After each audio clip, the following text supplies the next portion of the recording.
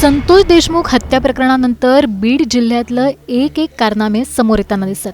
अशातच आता खोक्याभाई सुद्धा व्हायरल झालाय. हा खोक्याभाई भाजपचे आमदार सुरेश धस यांचा कार्यकर्ता असल्याचं बोललं जातं.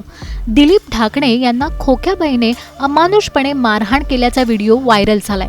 दरम्यान तेव्हापासून सतीश भोसले उर्फ खोक्याभाई फरार आहे. दरम्यान या खोक्याभाईचा नेमका कामधंदा तरी काय?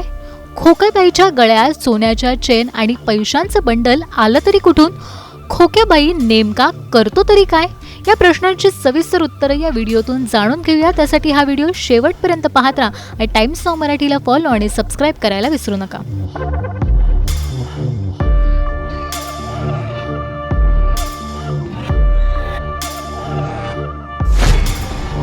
सतीश भोसले हा माझाच कार्यकर्ता आहे.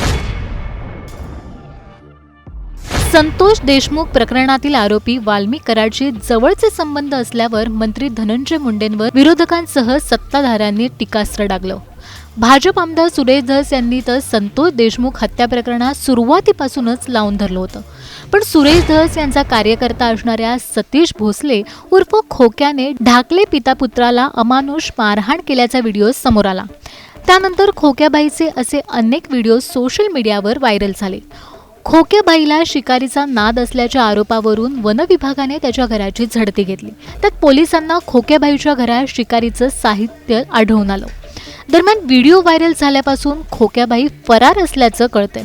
व्हायरल झालेल्या व्हिडिओमध्ये खोक्याबाईच्या हातात सोन्याच्या अंगठ्या, गळ्यात चेन, पैशांची बंडल दिसतायत. यावरून खोक्याबाईचा नेमका कामधंदा तरी काय असा सवाल उपस्थित केला जातोय. सतीश भोसले उर्फ खोक्याबाईवरून फसवणूक, सावकारी, गुंडगिरी आणि पक्षविरोधी काम केल्याचा आरोप आहे. त्यामुळे 2021 मध्ये भाजप भटके विमुक्त आघाडी आणि बीड जिल्हाध्यक्षांनी खोक्याबाईची पक्षातून हकालपट्टी केली. त्याचवेळी त्यांचं पक्षातून निलंबन सुद्धा करण्यात आलं. जातीची खोटी माहिती सांगून भटक्या विमुक्त युवा आघाडीचं राज्य उपाध्यक्षपद नियुक्तीपत्र घेतलं होतं. सतीश भोसले हा आदिवासी समाजाचा कार्यकर्ता आहे. तसंच तो अनुसूचित जमातीमध्ये मोडतो. तरीही त्याने खोटी माहिती सांगून पद मिळवलं होतं. सतीश भोसले नेमका कोण आहे?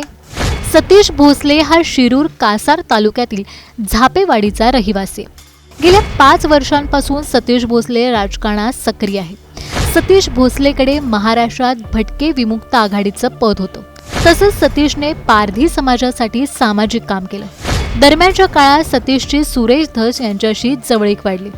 सुरेश धसांचा कार्यकर्ता म्हणून दबदबा वाढला. ढाकणे पिता पुत्राला मारहाण झाल्यानंतर सतीश भोसले फरार आहे. त्याला लवकरात लवकर अटक करण्याची मागणी केली जाते. दरम्यान खोक्याबाईच्या एकूणच कामधंद्याबद्दल तुम्हाला काय वाटतं? आम्हाला कमेंट करून नक्की सांगा.